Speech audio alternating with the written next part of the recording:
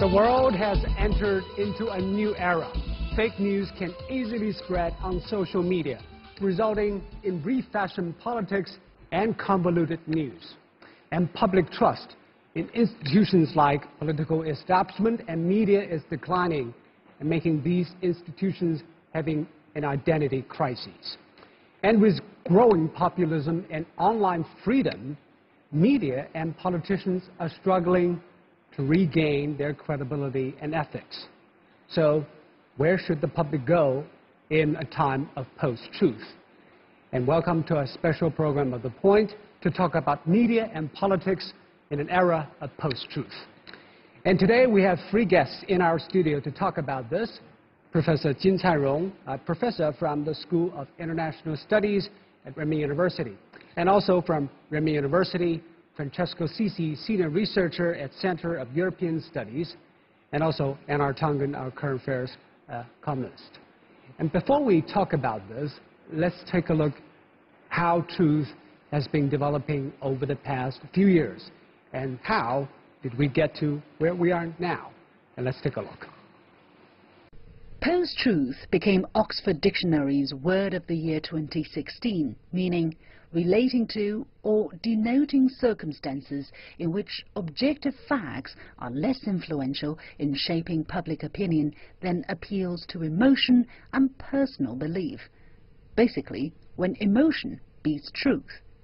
During his presidential campaign, Donald Trump claimed that thousands of people were celebrating after the 9/11 terrorist attacks. A heavy Arab population that were cheering as the buildings came down. While PolitiFact, an award-winning fact-checking website, rated his statement as pants on fire, the most severe rank for a lie. One of the main slogans from the pro-Brexit campaign was that we spent £350 million a week to Brussels, which could be spent on the NHS or National Health Service instead. Not true. The actual amount to send to Brussels each week in 2014 was £276 million, a little over £100 million of which is spent on things in the UK, such as subsidising farmers and funding research. Hours after the referendum result was announced, Nigel Farage, the most prominent campaigner for Leave, said making the claim had been a mistake. The £350 million a week we send to the EU, which we will no longer send to the EU, can you guarantee that's going to go to the NHS?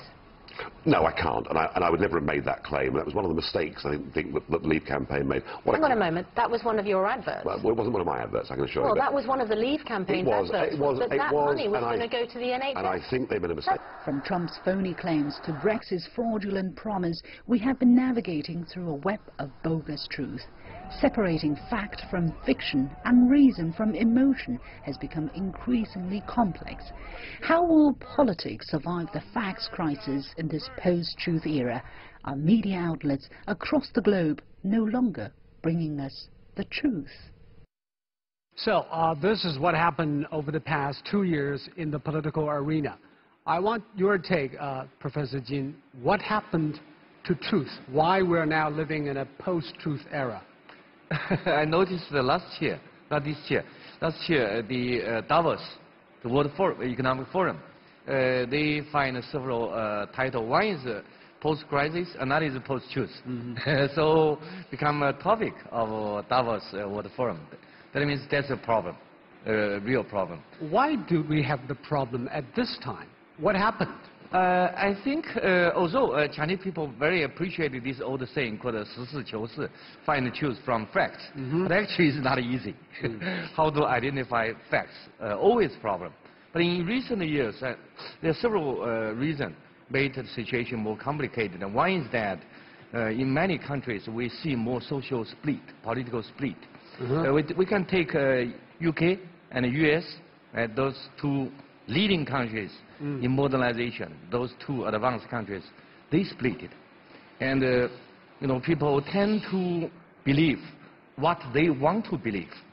So some people connect another term with post-truth, that is alternative truth. People just choose what they want. And another factor should be internet. You know, internet something is good. It will help us to learn many new things, right? But the internet also has negative side. That is, you are easy to find what you want. So I think internet will gradually hurt some people, especially young people, because that way they will make young people affiliate with the machine. And what is your take? Does this apply to American politics? Well, particularly in America, because what you have is a situation where people have lost faith in the current system. I mean, you can stretch it back for a long period of time, the kind of economic malaise that you've had where real incomes have not increased, particularly in 2008 and 2009, when there's this big meltdown and the government rushed to the aid of very large entities. But middle and lower class America just took it on the chin. No one bailed them out. No, people would offer words of sympathy, but there was no real help. So you've seen this kind of political polarization which has occurred. When the American two-party system is designed to push both parties towards the middle, now it is pushing everything to the side. You can have small groups within each party who can hold up based on ideological concerns about the shape of this. So people sitting in the Midwest and the rest of these places say, this has nothing to do with me. I don't understand it. I think I am being bamboozled. I am being cheated. And therefore, I do not hold with this. So look at Trump supporters. They continue, despite on a daily basis saying 3.5 average untrue things or exaggerated things a day, they still say he's wonderful, he's doing a great job, he's doing exactly what they want him to do, which is in essence attack an establishment they don't understand. So they are not satisfied with the status quo. They would rather believe in some falsehood when they're taking their ballots. But, if you talk to them, they will say, look, everything we've been fed by the establishment, by the media, it's all been false. It has not helped us. All right? We feel we have been left behind. And therefore, we are not going to take it anymore. We're not going to listen to the news. We're not going to listen to these centrist politicians because all they're preaching is that this is complicated and that it's going to take time and resources to do it. I want somebody who gets up there and tells me, I can solve this. I can take care of this. The kind of simplistic rhetoric that goes along with things like Mussolini, Hitler, all of the people in the past who have used these exact same tools in order to garner public support. And let us not put a gloss on it. When you say post-fact, what we're saying is people are telling lies to get votes, to get power. Is the same case in Europe when the British voted to get out of European Union? Is it the same thing that they are not satisfied with the political establishment? To some extent, yes. But I would say, if I may add, there is a bigger fact at play here. That is, in a way, the Western world, or the world, thought for a few years, for 20 years maybe, that after the end of the Cold War, really history had ended, and really globalization would make everybody rich. Eventually, the 2008 crisis proved that this was not true, that there was a polarization. Somebody got rich, somebody got poor. Things were not evenly distributed. So this is, I think, the end of one take of globalization. Globalization has come, the globalization we saw at the end of the Cold War has come to an end. Nothing else is in sight. We are in a status of crisis because the people with knowledge trust the establishment and think the establishment should solve itself, should come back again, and then they want to reestablish the old truth. Some people, common people, who feel cheated, bamboozled, as Ian said, by the establishment, don't think anything, don't believe anything. So you're saying this is actually a trust issue. Some people don't have trust in the institution at all. They don't have trust in the institutions, And some want to reestablish, revamp the institutions as they were. So there is a crisis of the institutions. Institutions have to be renewed. This is, I think, the bigger issue at play now. So what do you think the political elites have done wrong to make things right? People don't believe in facts. They don't believe in truth. They only believe in somebody they have faith in. Is that something? Actually, we should express it in this way. People still believe in truth, still believe in facts, but they choose what they believe. This is the truth. You know, so there is no absolute criteria for deciding it is true or not. It's basically relating with the interests. You know, those losers in globalization, they tend to choose the new kind of leader, that's a populist leader. You know, actually, populist appeared on many places. Donald Trump is typical one. Putin, Vladimir Putin, another one. I think Modi, the leader of India also, to some extent Abe Shinzo-san also. So actually there is a mood in the world politics, strongman coming back. Behind the strongman is populists. So the different people will choose different facts. That's the problem.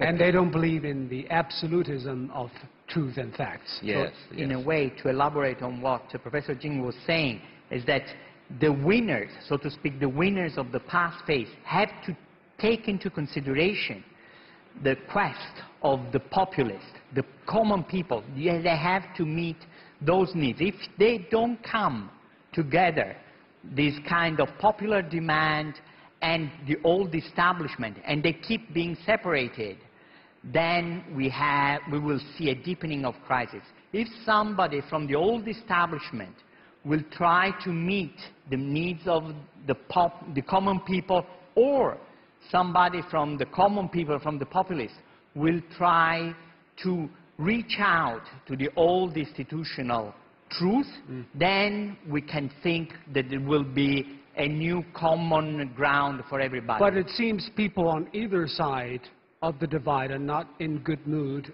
to approach to the other side. Why is this happening? Why the divide is so deep that nobody is willing to break out of their bubble and reach out to the other side? Well, it depends on where you were. If you're talking in India or Russia or the United States, what you have is a kind of this polarization, especially in areas where you have democracy. And this is one of the questions that keeps coming up. What are the failings and limits of democracy? Have we reached them? Has this kind of post-truth crisis exposed a vulnerable Achilles heel in what could turn out to be mob rule? I mean, one of the things you didn't mention was the anger that is out there. It's palpable. When you talk to these people, these men and women are angry, all right? And this is driving their fears, their hatreds, everything that is negative. Let's take a look at how emotion has been probably manipulated, and what is the role of the media in shaping public narrative. Let's take a listen. Why are we not having a press conference today? You said on Friday we have a press conference. We had a press conference. We just had a press conference. We asked you some more questions. It doesn't bother me at all, but, you know, I like real news, not fake news. You're fake news. Thank you, everybody. Thank you. This was the largest audience to ever witness an inauguration, period. But the first time he confronts the public, it's a falsehood? Don't be so overly dramatic about it, Chuck. You're saying it's a falsehood, and ththey're giving, Sean Spicer, our press secretary, gave alternative facts to that. But the point remains... Alternative facts? Alternative facts, 4 of the 5 facts he uttered. The one thing he got right was Zeke Miller. 4 of the 5 facts he uttered were just not true. I want to point out that opinions aren't formed the way they were 25 years ago. Today we have fake sites, bots, trolls, things that regenerate themselves, reinforcing opinions with certain algorithms. So a lot of finger-pointing between politicians at both traditional media and social media, fake news, alternative facts. What do you make of the new terms in terms of media's behavior?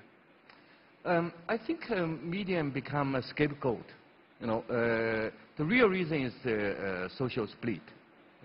In my memory, in 1990s, that's the golden age of the West, especially the golden age of U.S. Economy is good, and the international influence get to the pitch. But now, the U.S. really facing problem.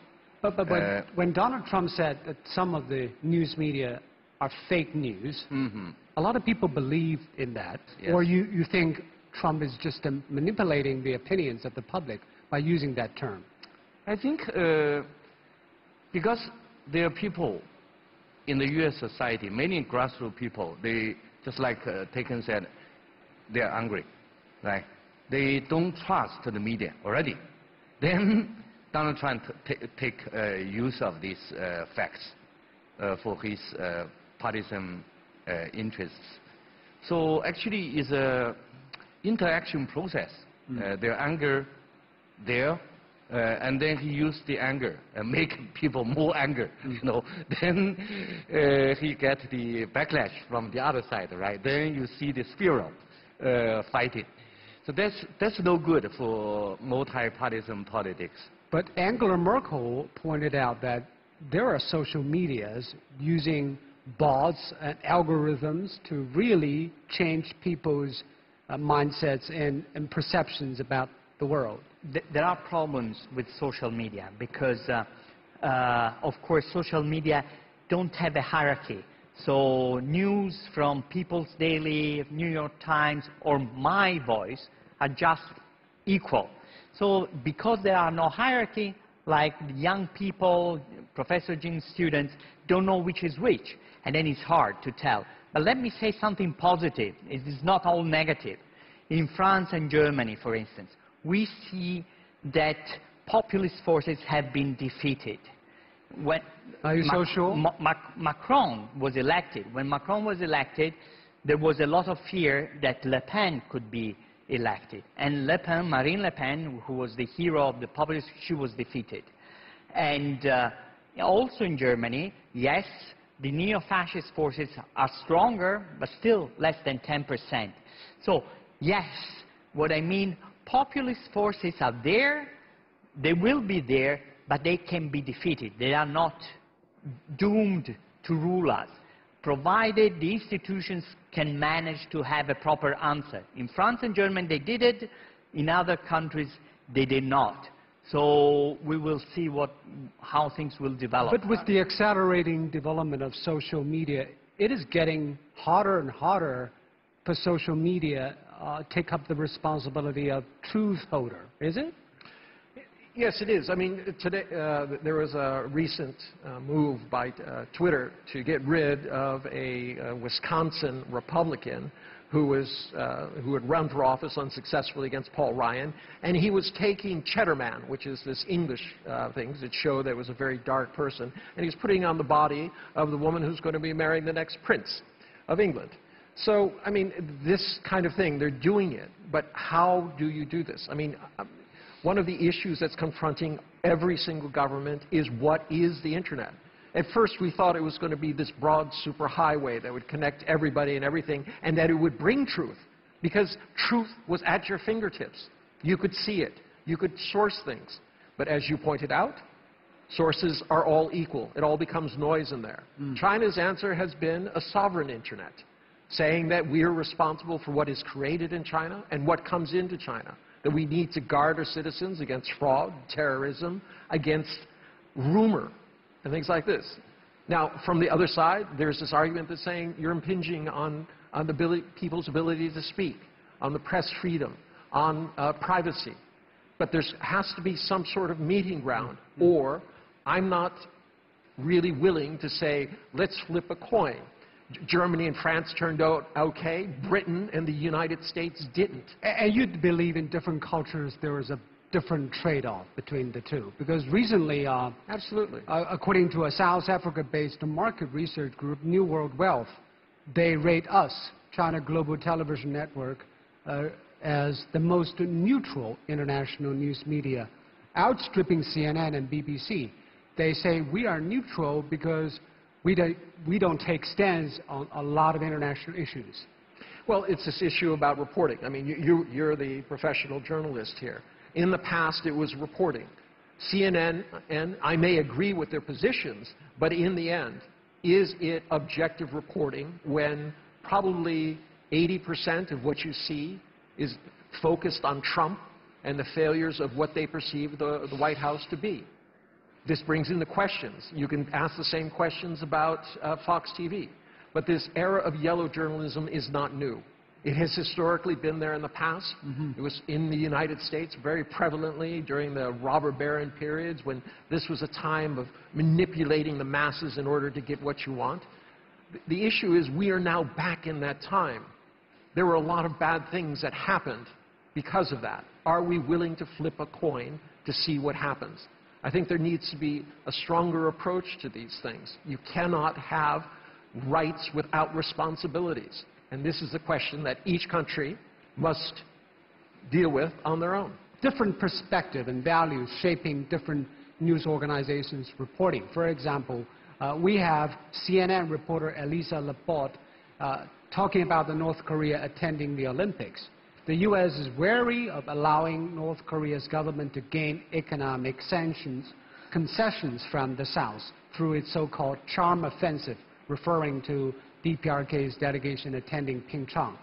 And CGTN also has this report.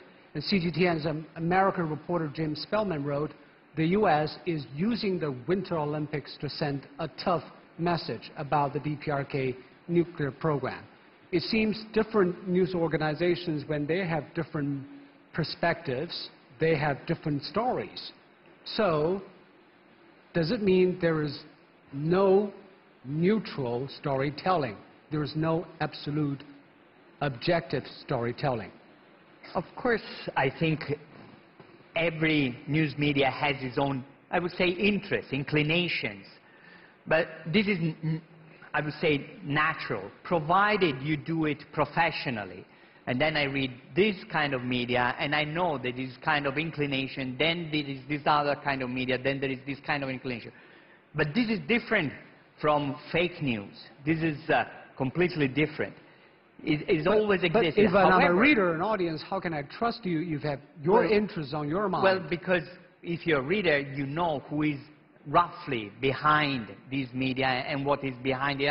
But if you have the establishment, say France or Germany, there is a common sense of goal, a common sense of purpose, then the seeking of the truth comes to a center and they try to converge.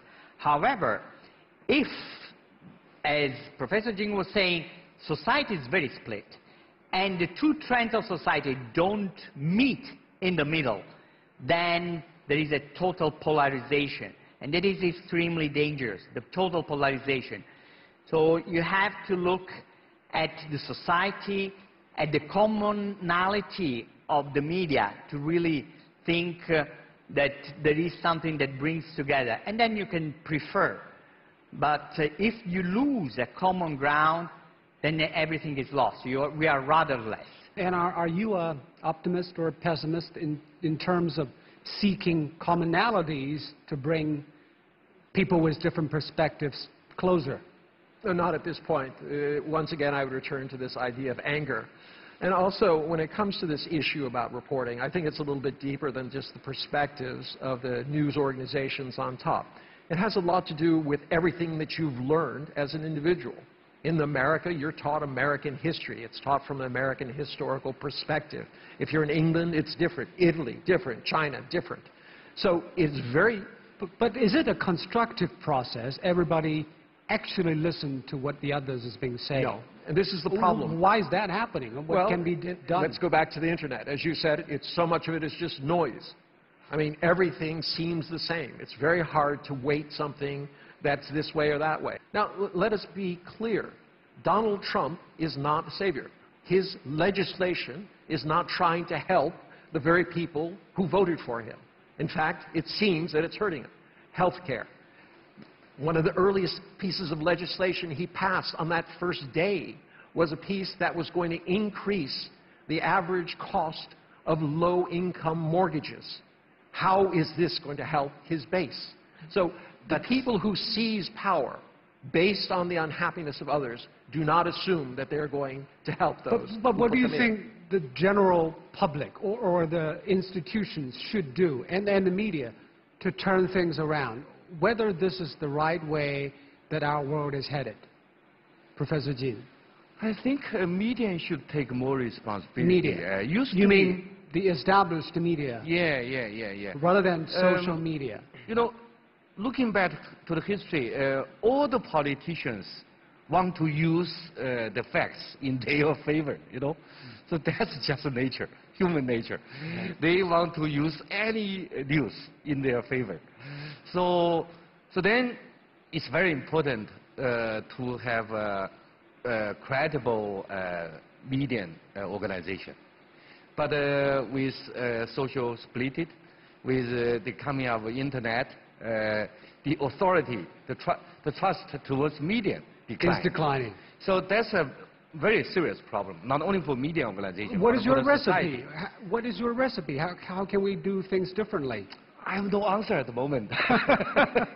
That's a big challenge, not only for media industry, but for the society. But for media, let me say something that actually, being in the media, when we were starting being a journalist, when we were supposed to report a news, whatever news, we had to have, of course, one source. And then we had to look up for a second source, at least a second source to back it up. But in looking for a second source, we had to look for a contrarian source. So we don't go just looking for something that confirms. But now it's just the opposite on social media. Nobody's doing that on social media platforms. The problem is that it is fast. 20 years ago, 30 years ago, you were supposed to file a story a week. So you had plenty of time to check, counter-check, and you didn't have to file a story unless you felt sure. So on your desk, you had maybe dozens of stories that were there, and you wouldn't file one. Now, it's just file. So no times for checking, it's all reaction. So what are we to do? The problem is, I think, that social media, they have to set up some kind of hierarchy. That is, established media should have some kind of privileged position.